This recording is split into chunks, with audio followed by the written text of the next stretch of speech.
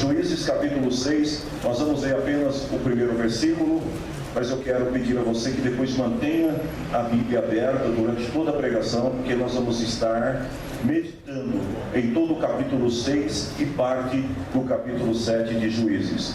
Diz assim: o povo de Israel pecou contra Deus, o Senhor, e por isso ele deixou que o povo de Midian os dominasse durante 7 anos. Amém? Feche os teus olhos em nome do Senhor Jesus. Ao Senhor toda honra e glória para sempre. Obrigado, Deus, pela tua igreja que está reunida aqui. E obrigado, Senhor, pelo teu Santo Espírito que está dirigindo as nossas vidas aqui nesta noite. E temos esta certeza porque, Deus, podemos ouvir nitidamente a tua voz durante todo esse momento de louvor, de adoração, onde celebramos a tua honra.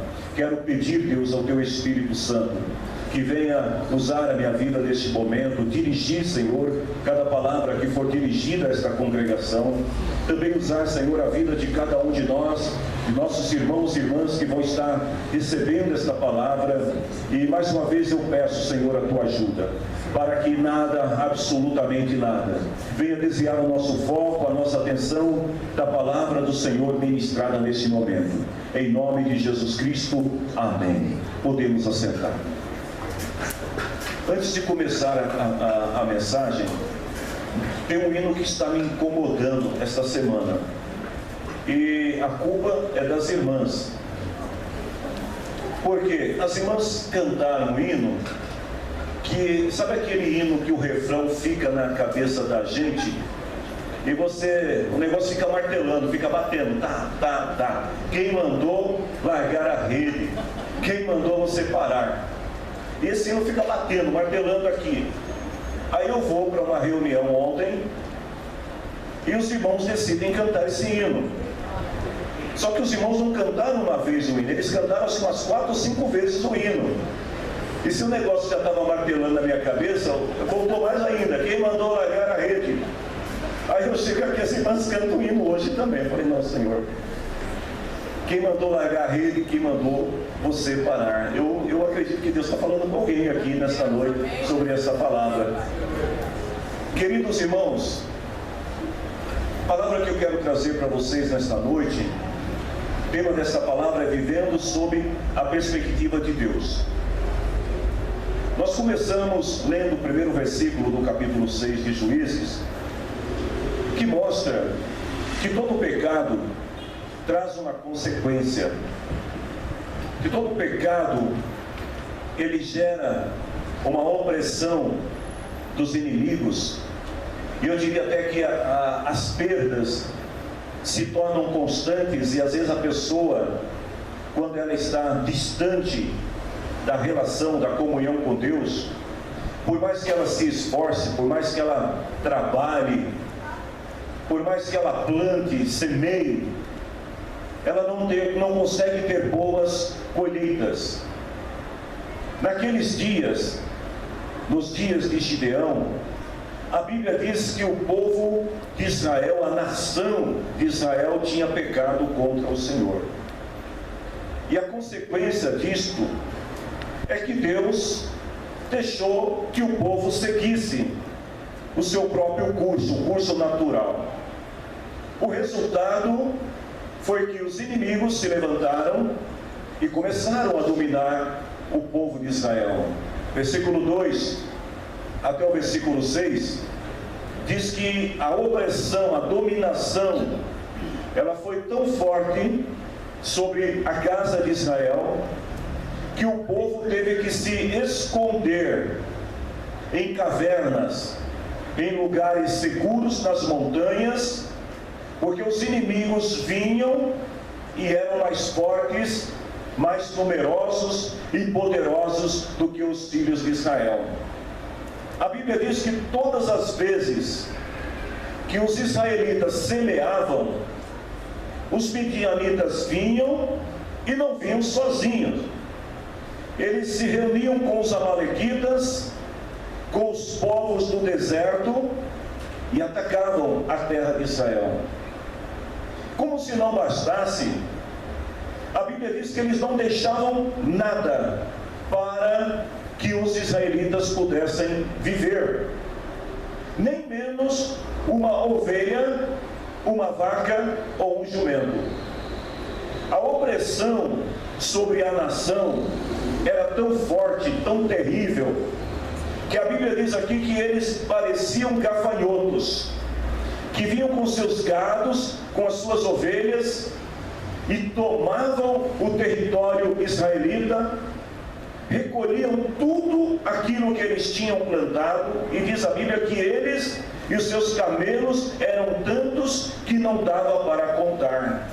Eles vinham para destruir a terra, e o povo de Israel não podia fazer nada contra eles. Esta opressão dura exatamente 7 anos. As perdas se tornaram rotinas na vida do povo de Israel. E quando o povo percebe que não existe outra maneira de vencer os inimigos senão clamando ao Senhor, porque quando a coisa está ruim, a única coisa que se pode fazer para tentar melhorar é orar ao Senhor. É a única solução. E os filhos de Israel, eles então, diz no versículo 6, que eles pediram socorro ao Senhor.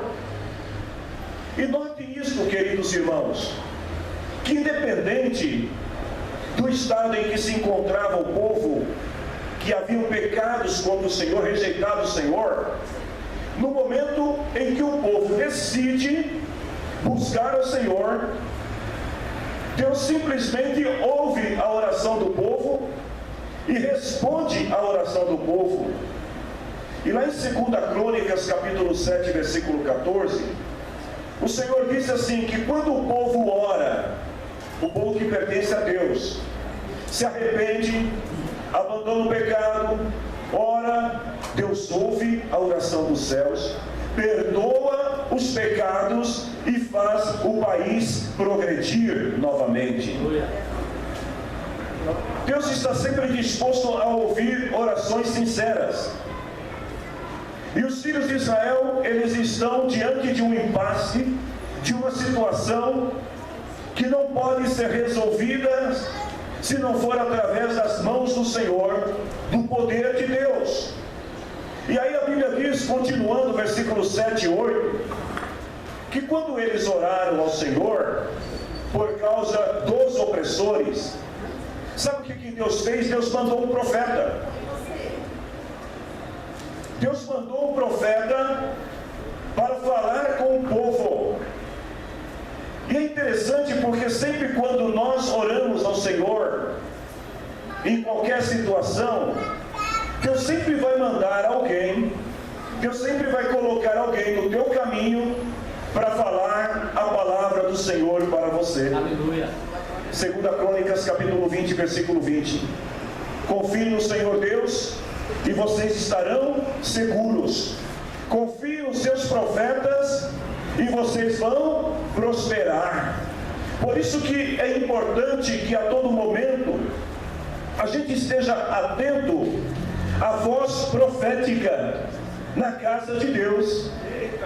Por isso que é importante em todo momento prestarmos atenção às coisas que estão acontecendo, quem está falando, o que está falando, porque a todo momento Deus está falando, usando os seus profetas, e a palavra de Deus diz assim: se vocês ouvirem e confiar naquilo que o profeta está dizendo, vocês vão prosperar. E o profeta se levanta e começa a profetizar sobre a nação de Israel. O profeta começa a lembrar o povo, porque muitas vezes as pessoas pensam que ser profeta é apenas chegar para alguém e dizer isso que eu te digo. Tem gente que é assim, ele só acha que é profeta, o outro, quando diz para ele assim, o Senhor estou te dizendo. Mas não, o profeta, ele é levantado pelo Senhor para chamar a atenção da nação para uma reconciliação com Deus. E o profeta começa lembrando e dizendo assim: o Senhor tirou vocês da escravidão do Egito. Egito. Vocês lembram como era o Egito? Vocês lembram dos seus antepassados, o quanto eles sofreram, o quanto eles foram humilhados, subjugados, e o Senhor foi lá e livrou o seu povo, livrou vocês do Egito. O Senhor guardou vocês dos inimigos que queriam destruí-los. Deus fez mais ainda, Ele arrancou os inimigos da terra da promessa e a entregou para vocês, para que vocês pudessem habitar nela. E aí o profeta diz assim: o Senhor deu a vocês a terra da promessa. E aí, sabe o que vocês fizeram? Quando entraram na promessa, quando pisaram na terra, vocês se esqueceram do Senhor. E aí ele diz assim: vocês começaram a seguir outros deuses e não me ouviram. Deus fala à nação. Mas aqui começa a pregação, aqui começa de fato a palavra. Porque quando Deus fala à nação, e Deus descobre o pecado da nação, quando Deus revela o porquê as coisas estão acontecendo, Deus sempre vai levantar alguém, uma ou mais pessoas, para trazer uma mudança, para promover uma transformação sobre a nação. Aleluia. Deus não é um Deus que aponta o erro de alguém e não oferece solução. Deus sempre vai usar seus profetas para anunciar ao povo a necessidade de arrependimento, mas Deus também vai, ao mesmo tempo, tratar individualmente com aqueles que Deus quer usar para promover tais mudanças.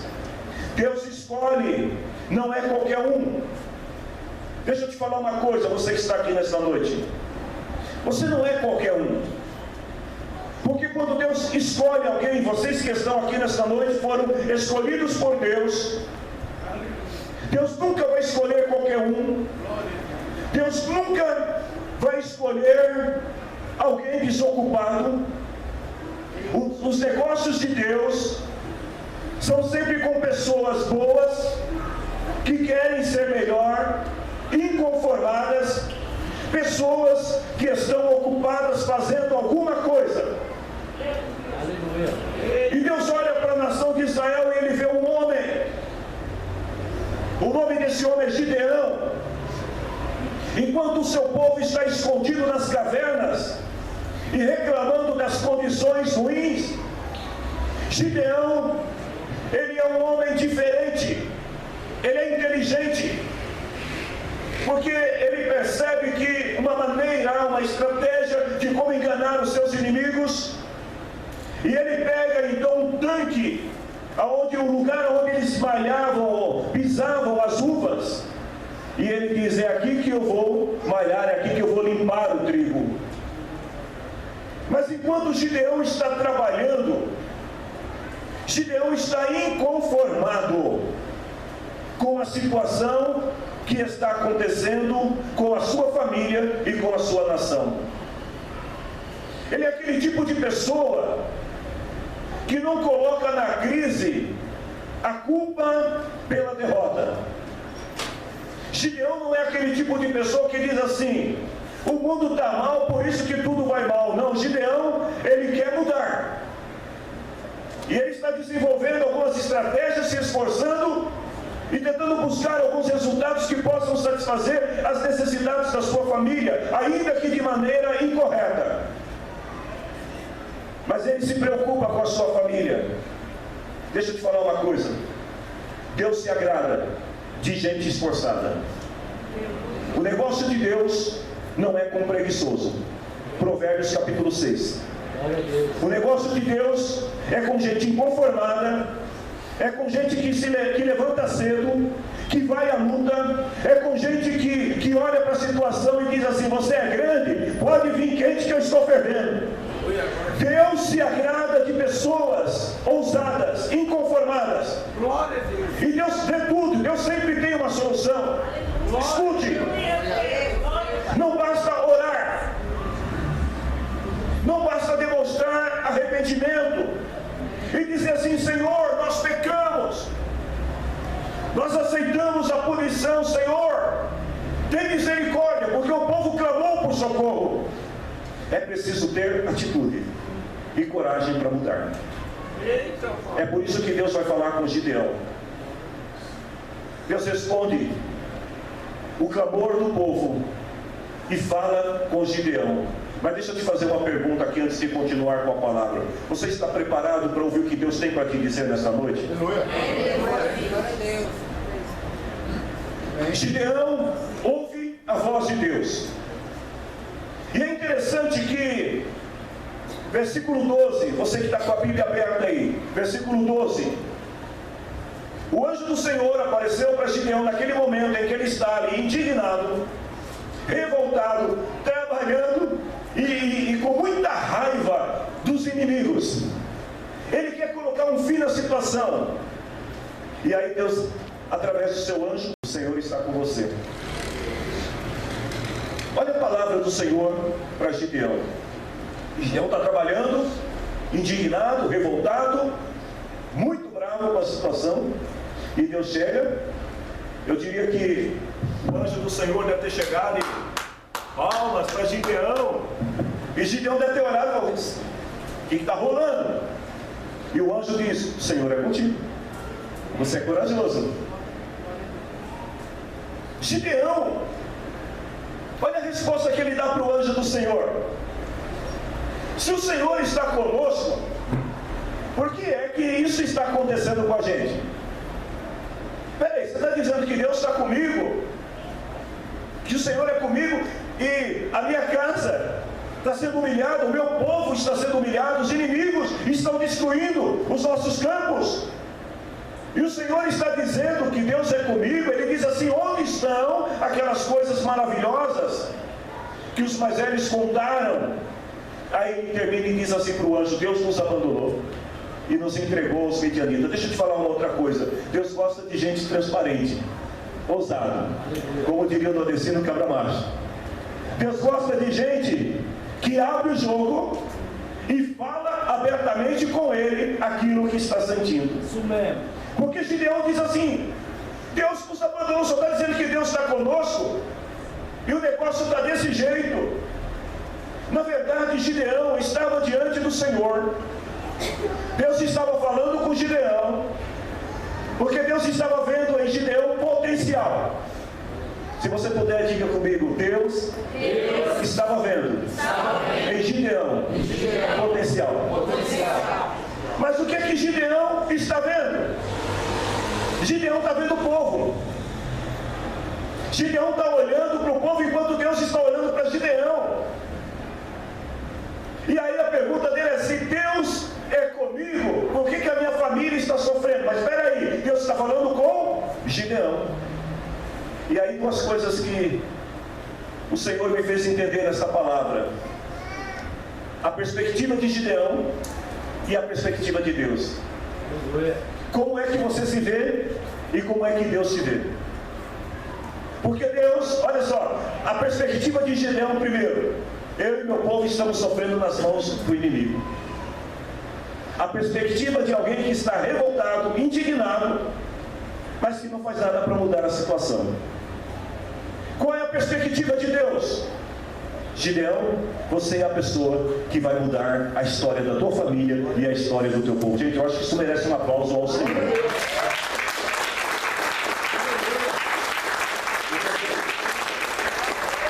Eu tentei escrever e conceituar o pensamento, aquilo que Deus estava revelando através dessa palavra. Escute: a fé que agrada a Deus não é a fé que manifestamos ou que pensamos ter. Guarde isso aí, você vai entender. A fé que agrada a Deus não é aquela fé que você diz: eu tenho fé. Não é essa fé que agrada a Deus. Porque essa fé, quando você olha para você, ela é uma fé sentimental, emocional. Ela é uma fé baseada nas circunstâncias, na experiência de vida, no tempo de fé, na palavra que você leu ontem à noite. Essa fé, ela é uma fé falha, inconstante, Não importa quão grande ela pareça. Você diz, eu tenho fé em Deus. Aí o Senhor fala, então vamos ver se você tem fé. Coloca uma prova diante de você. Aí você começa a falar, Senhor, eu não sei sair dessa. O que eu faço? Essa é a nossa fé. A fé vista sob a nossa perspectiva. Como é a fé que agrada a Deus? Não é a fé que você manifesta, mas é a fé que Deus tem em relação a você. Deus acredita em você. Gideão teve fé para orar, mas não teve fé quando o Senhor falou que ele era valente. Porque na perspectiva dele é o seguinte: ter fé é Deus mandar uma legião de anjos aqui e resolver a parada para nós. E aí a gente volta para lá e conquista a terra de novo. Mas o que Deus estava querendo dizer para Gideão é o seguinte: Gideão, você pode muito mais do que aquilo que você está fazendo. Você pode ir além, e eu escolhi você. Deus está dizendo para Gideão, eu escolhi você para você mudar a história dessa nação. Isso vai começar com você, com a sua família, mas você precisa acreditar em mim, assim como eu acredito em você. Deus olha para você e Deus vê potenciais. Deus vê capacidade. Deus olha para você e vê uma pessoa capaz de realizar coisas grandes. Mas quando você olha para Deus e diz que tem fé, você fala assim: Senhor, isso não é para mim. Faz igual Moisés, manda outra, porque eu não sou capaz. Deus acredita em você. Segundo, se você quer mudança na sua família, olha o que Deus estava dizendo para Gideão: promova, faça as mudanças. Você quer que muda? Você já não orou? Eu não estou respondendo, Gideão, então muda. Deus estava dizendo para Gideão o seguinte: Gideão, as coisas vão mudar quando você decidir mudar. As coisas serão diferentes quando você parar de ficar com mimimi aí dentro do tanque de pisar uva e sair daí, reunir o povo e falar: vamos tirar o inimigo da nossa terra, porque a terra é nossa. O que Deus estava dizendo para ele é o seguinte, versículo 14: vá com essa força que você tem, a mesma força que você tem para poder trazer o trigo até o tanque, colocar no tanque, malhar o trigo no tanque. Pega essa força, todo esse potencial que você tem, livre o povo. Sou eu, o Senhor, que está mandando. E aí vem a pergunta que muitos fazem: como eu posso transformar a minha família? Como eu posso transformar o meu bairro, a minha cidade, o meu país, sendo o menor de todos? Versículo 15. Gideão é um cara difícil. Parece aquela pessoa que Deus já escreveu uma história tão linda a teu respeito, mas aí de vez em quando você fica brigando com Deus entre fazer e não fazer. Gideão, ele olha para o Senhor e fala assim: Senhor, como que eu posso libertar Israel? Como que eu posso fazer o que o Senhor está fazendo? Falando, a minha família é a mais pobre da tribo de Manassés. Eu sou a pessoa menos importante da minha casa. E novamente o Senhor vai dizer para ele o seguinte, no versículo 16: você pode fazer isso, porque eu o ajudarei. Eu vou repetir isso. E se essa palavra for para você, eu quero que você glorifique o Senhor quando eu disser essa palavra. Olha o que o Senhor está dizendo: você pode fazer isso, porque eu te ajudarei. Só quem recebe essa palavra aí, aplaude o Senhor.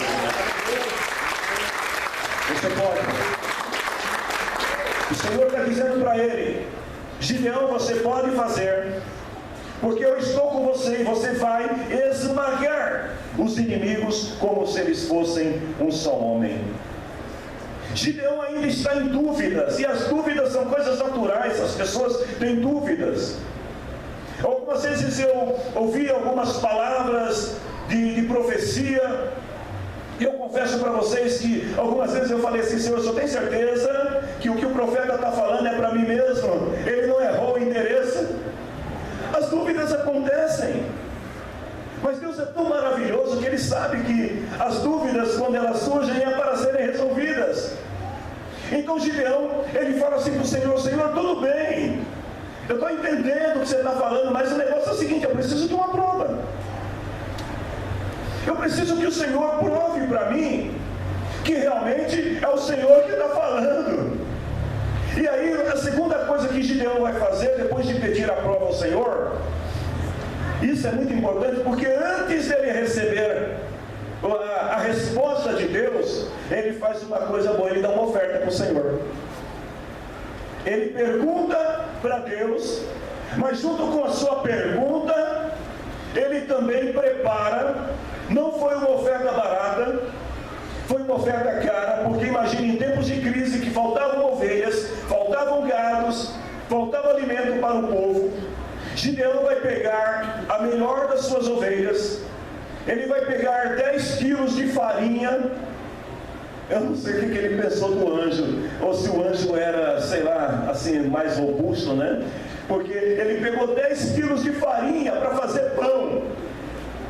Ele pegou um carneiro inteiro e sacrificou, e preparou tudo aquilo, e trouxe. Eu não sei como que ele levou tudo aquilo para o anjo, mas ele chegou e colocou sobre uma pedra, e ele ofereceu ao Senhor. E qual é a lição que eu aprendo com isso? É que quando Gideão ele oferta ao Senhor em busca de uma resposta, Deus responde automaticamente o questionamento e tira a dúvida de Gideão. E que nós não podemos economizar no assunto quando é para ofertar e sacrificar ao Senhor. Lá em Malaquias capítulo 3, versículo 10 diz assim: eu ordeno que tragam seus dízimos aos depósitos do templo, para que haja bastante comida na minha casa. E aí o Senhor diz assim: depois ponham-me à prova e vocês vão ver o que eu vou fazer. Gideão faz exatamente isso. Ele quer uma prova, mas ele não esquece de sacrificar ao Senhor. Gideão reconhece que Deus é o Senhor.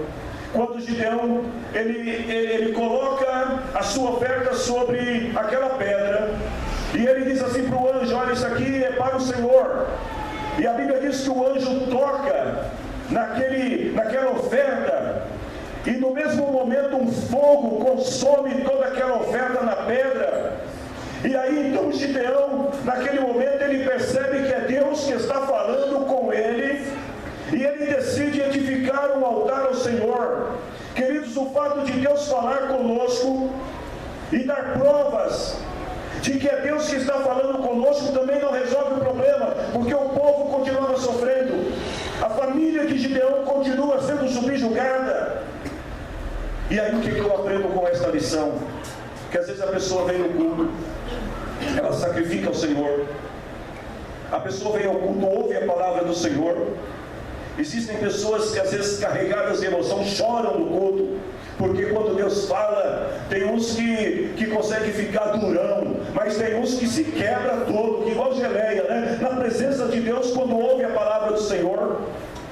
Mas nada disso vai resolver o seu problema, nada disso vai resolver a situação, se você não estiver disposto ou disposta a ter uma atitude radical de mudar a tua situação, a situação da tua casa.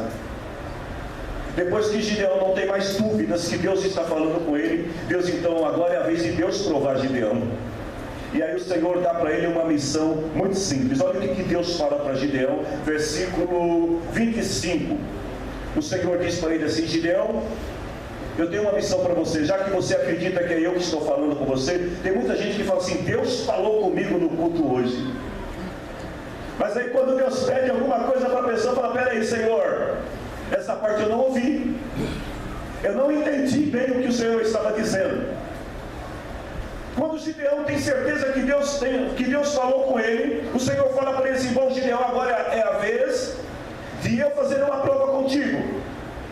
Você vai fazer uma coisa bem simples. Aí, se Gideão fosse pentecostal nos dias de hoje, ele dizia assim: fala, Jeová. E Deus fala para ele assim: você vai lá na casa do seu pai, no terreno do seu pai. O seu pai, ele construiu lá um altar para adorar o Deus Baal. E do lado do altar ele colocou um poste ídolo com a imagem de Baal. O que eu estou pedindo para você é bem simples: você vai chegar lá, você vai derrubar tudo. Você vai pôr tudo para o chão, e depois você vai construir um novo altar em meu nome, beleza?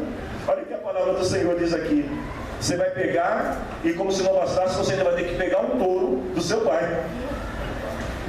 Olha a fome. Gideão só estava dando despesa. Primeiro matou a ovelha, gastou 10 quilos de farinha. Agora o Senhor fala, você vai pegar um touro do seu pai, e vai pegar outro de 7 anos, e vai chegar lá e vai sacrificar no altar. Gideão poderia dizer assim, Senhor, só tem certeza que eu preciso sacrificar? Queridos, às vezes para promover mudança na família, você precisa romper com uma coisa chamada medo.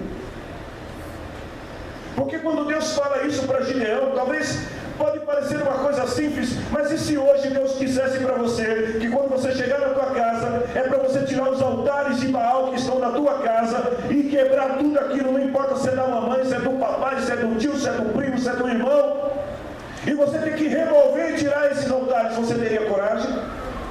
E não vem me dizer, chegar lá e falar, foi o pastor que mandou não, hein? Não vem colocar a culpa em mim não. Mas você teria coragem de fazer isso? Porque aqui o Senhor está dizendo para ele, você vai chegar na casa do seu pai, e você vai fazer aquilo que teu pai não tem coragem de fazer. Você vai quebrar tudo aquilo que está afastando a minha presença, a minha comunhão com eles. Você vai mudar a história da tua família. Para promover mudanças na família, a gente precisa ter coragem. E Gideão, ele ainda é uma pessoa medrosa, temerosa, porque ele vivia sob um domínio de opressão muito grande dos midianitas. Então a palavra do Senhor diz no versículo 27 que Gideão, ele pega mais 10 empregados corajosos. Eu fico imaginando aqui esses empregados tendo que obedecer Gideão. E a Bíblia diz assim que ele fez exatamente como o Senhor mandou, porém, como ele estava com medo da família, versículo 27, ele deixou para fazer isso à noite, às escondidas. Deixa eu te falar uma coisa, quando Deus te pede para você fazer uma coisa, você só tem uma escolha: obedecer. Se você quer ver a mudança da sua família, você precisa ser capaz de obedecer à voz de Deus. Pastor, mas se eu fizer tal coisa, eu vou criar um problema maior na sua família. Foi exatamente isso que Gideão pensou. Mas Deus deu uma estratégia para ele. Olha, não escuta. Aliás, agora fugiu a palavra. Oh, Senhor da glória. Não importa como você vai fazer, saiu a palavra. Não importa como você vai fazer, se você vai fazer de dia ou se você vai fazer de noite. Se você vai fazer na frente ou se você vai ter que fazer às escondidas. Mãe, talvez você tenha que ter coragem de entrar lá no quarto do seu filho na hora que seu filho não está lá, e pegar as roupas do seu filho, né, pastor Eliana, e começar a ungir e falar: Senhor, este filho foi consagrado ao Senhor, e aqui não aceito nada que seja diferente disso. Talvez você tenha que entrar lá nas roupas do seu esposo quando ele está trabalhando, e lá e começar a ungir e falar: em nome do Senhor Jesus, todo espírito saia daqui agora, o meu esposo pertence ao Senhor. Gideão, ele não fez durante o dia porque ele ficou com medo da reação do povo. Mas Deus lhe deu uma estratégia, e quando todo mundo foi dormir, quando ninguém estava vendo, Gideão estava lá fazendo exatamente aquilo que o Senhor pediu para fazer. Quantas mães, quantos pais, quantas pessoas que às vezes, enquanto o outro está dormindo, você está orando e clamando ao Senhor numa batalha espiritual pela salvação da sua família. Você quer mudança? Então eu tenho um conselho de Deus para a tua vida hoje. Comece a levantar de madrugada, comece a orar ao Senhor, comece a jejuar, comece a sacrificar ao Senhor. Obedeça a voz de Deus e você vai ver a mudança. Oh, aleluia. Obedecer a Deus não significa agir loucamente. Obedecer a Deus é agir com prudência e ter as estratégias corretas para fazer a coisa certa na hora certa, no momento certo. Quando o dia clareou, no dia seguinte, e o povo chega lá para adorar Baal, cadê o altar de Baal? Cadê o poste? Caiu, sumiu. Então o povo fica revoltado. O povo quer saber quem foi o ousado que derrubou o altar de Baal, que derrubou o poste, a imagem de Baal, e colocou um altar ao Deus Jeová no lugar. E as notícias começam a correr e logo eles descobrem que o responsável foi Gideão. Então o povo vai todo mundo para a casa de Gideão. O pai de Gideão não sabia de nada ainda. E tem um monte de gente na porta da sua casa gritando: nós queremos falar com Gideão. Nós queremos saber por que ele fez isso. O povo queria matar Gideão. E aí Deus me deu uma palavra para algumas pessoas aqui nesta noite. E se for para você também, glorifique o Senhor quando receber essa palavra. Quando você se posiciona corretamente dentro da sua casa, você passa a ser reconhecido e respeitado como homem e mulher de Deus. Só quem recebe aí dá uma glória a Deus. Precisa ter coragem. O pai de Gideão sai na porta e o povo está querendo pegar Gideão. O pai de Gideão, olha o que ele defendendo Baal. Quem defender será morto antes do amanhecer. Porque se Baal é Deus, que ele mesmo se defenda. E aí diz que o altar dele é que foi derrubado, então Baal que vai lá e conserte. E daquele dia em diante, Gideão passou a ser chamado de Jeru-Baal, aquele que contende, aquele que derruba Baal. Você quer ser reconhecido? Eu fico imaginando a cena, o povo falando, e o pai de Gideão, vem aqui um pouquinho, Gil. É claro que a gente é da mesma idade, eu não sei quem é o pai, quem é o filho, mas tudo bem, você, né? O Gideão está aqui do lado. O pai de Gideão está só ouvindo aqui o povo falar: não, derrubaram o altar lá. Quem teve coragem disso? Seu filho. E aí eu fico imaginando o pai de Gideão pensando assim: meu filho, Gideão, o menino não tem coragem de matar uma mosca, quanto mais derrubar o altar de Baal. Vocês têm certeza que foi Gideão? Ele está pensando: sim, foi, nós temos testemunha. Aí eu fico pensando no orgulho do pai. Esse é meu filho. Pode sentar. Esse é meu filho. Gideão, ele é o cara. O reconhecimento familiar vem quando você se posiciona como homem de Deus, como mulher de Deus dentro da sua casa. Talvez Gideão estivesse pensando: se meu pai descobrir, ele vai ficar bravo comigo. Mas quando o pai de Gideão descobre, ele sente orgulho de Gideão. E ele dá um novo nome para o filho. Você agora vai ser conhecido como Jeru-Baal, o cara que derruba Baal, que não tem medo de Baal. O seu reconhecimento vem quando você tiver coragem para derrubar os altares que estão na tua casa, afastando a presença de Deus e construindo um altar para Deus. Queridos, naquele momento, a presença de Deus e o apoio familiar vão transformar a vida de Gideão. Quando você se posicionar dentro do seu lar, como homem, como mulher de Deus, capaz de promover mudanças, escute a palavra do Senhor. As coisas vão mudar para você, e Deus vai poder então te levantar para te usar para o próximo passo, que é o qual Deus te chamou. 3 lições que a gente aprende sobre Gideão. Fiquem tranquilos que eu estou quase chegando na metade da mensagem. 3 lições que a gente aprende sobre Gideão. Primeiro, Deus trata com o indivíduo. Se Deus quer fazer uma mudança, seja num bairro, numa cidade, seja na nação, Deus vai começar tratando primeiro com o indivíduo. Não existe mudança na família, não existe mudança na nação, se não tiver alguém disposto a ser usado por Deus.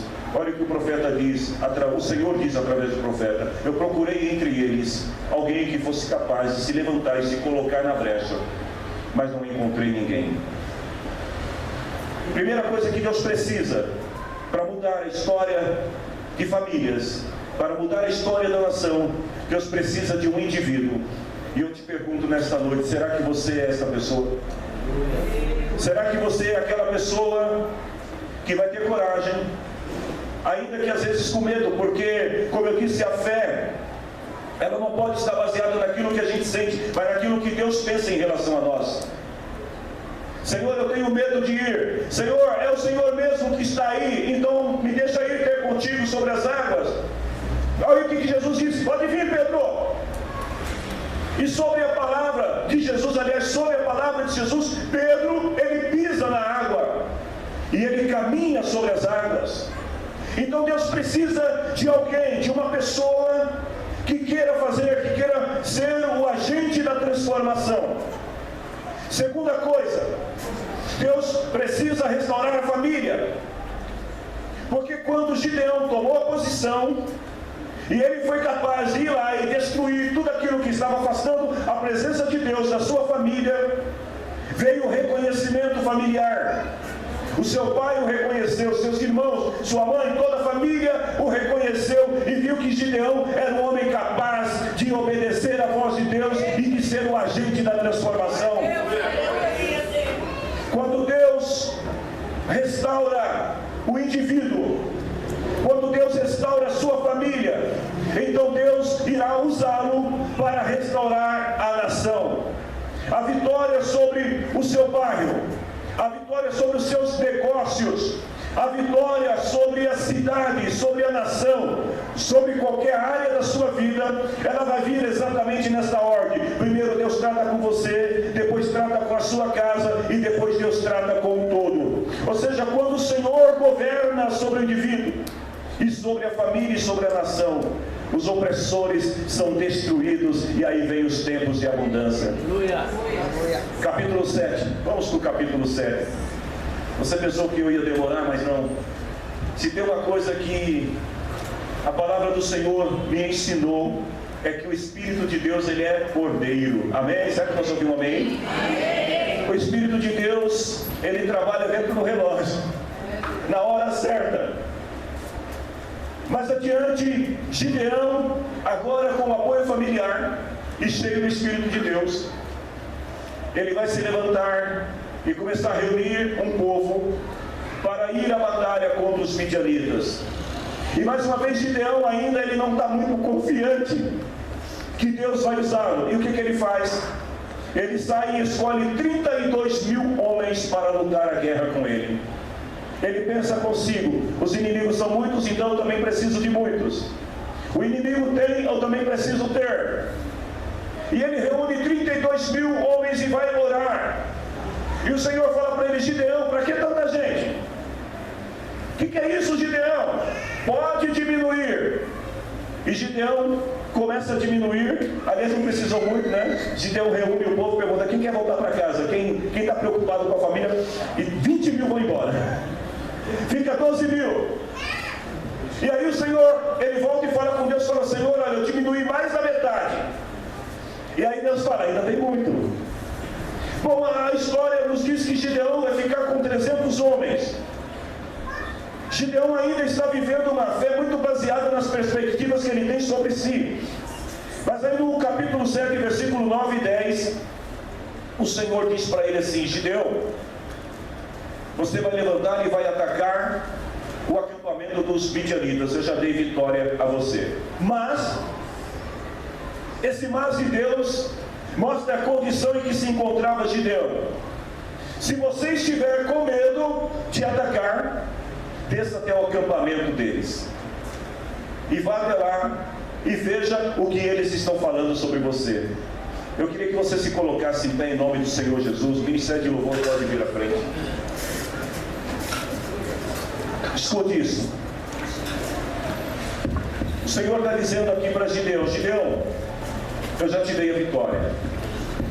Mas se você ainda tem dúvidas que sou eu, o Senhor, que te deu a vitória, você vai descer até o acampamento deles.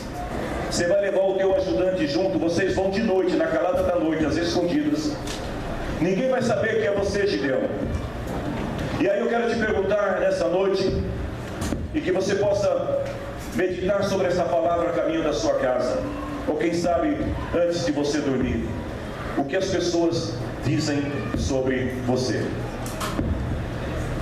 Você quer saber o que as pessoas dizem sobre você? Gideão, ele está preocupado, e o Senhor fala: você quer, Gideão, você ainda tem dúvidas que sou eu, Senhor, que te escolhi? Então você vai entrar lá no território deles e você vai ouvir o que eles pensam sobre você. Você teria coragem de ouvir as pessoas dizerem o que pensam sobre você? Tem gente que fala assim: deixa para lá, não quero me meter com essas coisas. Mas Gideão, ele quer saber. Ele quer saber qual é a opinião que as pessoas têm sobre ele. E então ele desce, e a Bíblia diz no versículo 11, 13 e 14: assim o Senhor falou para ele: você vai ouvir o que eles estão dizendo, e aí você vai ter coragem. Gideão por lá descem até bem perto do acampamento do inimigo. E aí quando Gideão chega sorrateiramente, ele e seu empregado estão ouvindo o que as pessoas estão dizendo, e de repente tem uma conversa que lhe interessa. A Bíblia diz que ele ouve um homem contando um sonho que teve para o amigo. E esse homem está dizendo assim: olha, eu sonhei que um pão de cevada rolou para dentro do nosso acampamento, veio, bateu numa barraca, ela caiu, voltou do avesso e ficou estendida no chão. O homem está dizendo para o amigo: olha, eu tive um sonho, eu estou tendo um pressentimento de alguma coisa que pode acontecer. E quando o homem termina de dizer, o amigo responde, Gideão está ouvindo, diz assim: é a espada de Gideão, é o israelita, o filho de Joás. Sabe o que isso quer dizer, meu amigo? Gideão só está ouvindo. Quer dizer que o Deus dele entregou o nosso povo na mão dele, e todo o nosso exército nós vamos perder a guerra. Você quer saber o que as pessoas estão pensando sobre você? Então ouça e veja o que elas estão dizendo. Sabe o que elas estão dizendo? Que você é um homem de Deus, uma mulher de Deus, que você pode, você só precisa acreditar na palavra do Senhor. Glória a Deus. Você já sabe o que pensam sobre você. Você sabe qual é a perspectiva que Deus tem sobre você. E a perspectiva que Deus tem é que você é uma pessoa corajosa e o Senhor está contigo. Então chegou a hora, como chegou para Gideão, versículo 15. Quando Gideão ouviu este sonho, ele entendeu o que Deus queria dizer. E ele se ajoelhou e adorou ao Senhor. Escute. Eu não sei se você está entendendo claramente o que Deus está dizendo para você nessa noite. Mas é chegado o tempo de mudança, de transformação na sua casa, na sua família. Você só precisa ter a coragem de Gideão e as estratégias certas. Você só precisa ter prudência ao ouvir a voz de Deus e obedecer a voz de Deus, para derrubar todos os altares que afastam a presença de Deus da sua casa. E o próximo passo que você precisa é ouvir e saber que o que estão dizendo sobre você são as melhores notícias.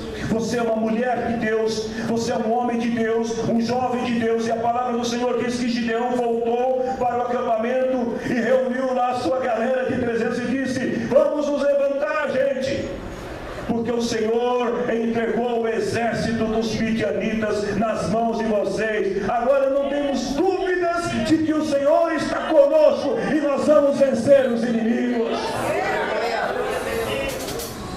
Só isso de amém? Eu vou repetir de novo.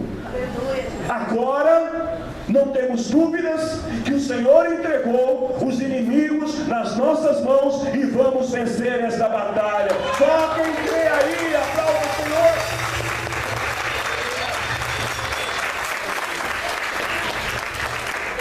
Eu quero terminar esta palavra lembrando só mais uma coisa para você. Pare de olhar a sua fé sob a sua perspectiva.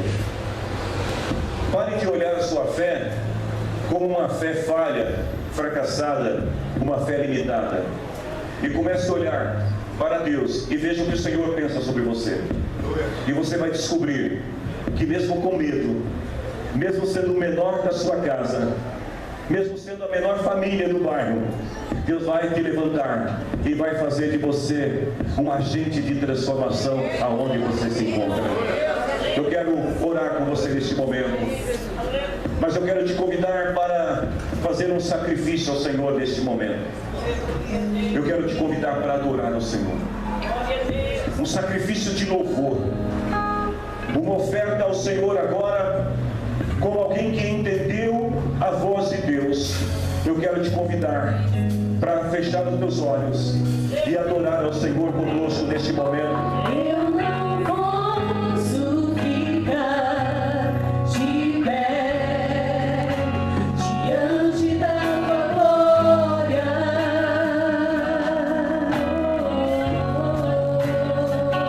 Eu não posso ficar de pé diante da tua glória.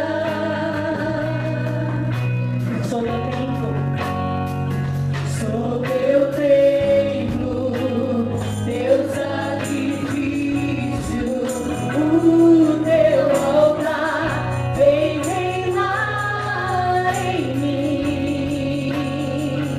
Sou teu templo, teu sacrifício, o teu altar vem reinar em mim.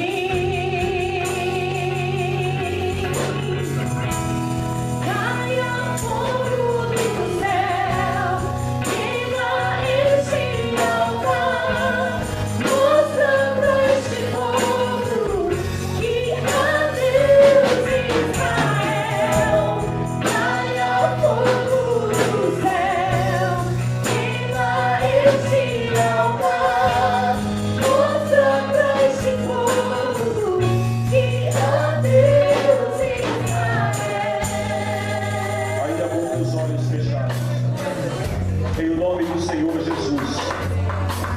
Eu oro neste momento, Senhor, com todos aqueles que estão clamando, que estão buscando ao Senhor nesse instante. O Senhor conhece a situação em que cada pessoa que aqui se encontra está vivendo neste momento, Senhor. E talvez entre nós tenham pessoas que estejam tão indignadas quanto Gideão, inconformadas com a situação que vivem em suas famílias. Senhor, e a tua palavra nesta noite é uma palavra, Senhor, de vitória para aquele que crê, para aquele que acredita. Então eu invoco, Senhor, sobre a vida de cada pessoa aqui neste lugar, o poder do teu Espírito Santo. Senhor, o poder que dá autoridade, o poder que dá inteligência, o poder que dá sabedoria, o poder que ensina estratégias certas para determinadas situações. Senhor, eu invoco neste momento o poder do seu Espírito Santo sobre a vida dos teus filhos, para que, mesmo se sentindo menor e mesmo às vezes tendo medo, se levantem, Senhor, e promovam as mudanças que o Senhor requer em suas casas, em suas famílias. E oro, Senhor, pela restauração do teu altar nas famílias. Eu oro, Senhor, pela restauração do teu altar nos lares. Eu oro, Senhor, pela restauração do teu povo, da tua igreja, daqueles que dizem que são teu povo, Senhor. E que os inimigos que têm oprimido a muitos, Senhor, sejam desalojados, sejam despojados, sejam derrotados, Senhor. Que todo o poder de opressão sobre a vida dos teus filhos, das famílias, Senhor, sobre a vida deste bairro, desta cidade, Senhor, todo o poder de opressão que tem destruído vidas, que tem humilhado vidas, que tem, Senhor, levado muitas vidas à bancarrota, sejam destituídos, derrotados, Senhor, pelo poder da tua presença. E que venha alegria, que venha paz, que venha o regozijo, que venha a esperança, Senhor, que venha a certeza de que dias melhores virão sobre a vida do teu povo. Em nome do Senhor Jesus, Senhor, que o teu Espírito Santo fortaleça cada pessoa, e que o Senhor ensine cada um que está aqui nesta noite, que pode ouvir esta palavra, a começar a olhar, Senhor, e ter uma fé, não baseada na sua perspectiva pessoal, mas uma fé, meu Deus, focada em Ti, que acredita no Senhor, assim como o Senhor acredita em nós. Em nome do Senhor Jesus. Se você crê, levanta a tua mão nesse momento, e que o grande amor de Deus, imensurável amor, a graça de Jesus Cristo, que não se compara a nada, o poder do Espírito Santo que te fortalece, seja sobre você e sobre a tua família, e que o Senhor abençoe a todos. Boa semana.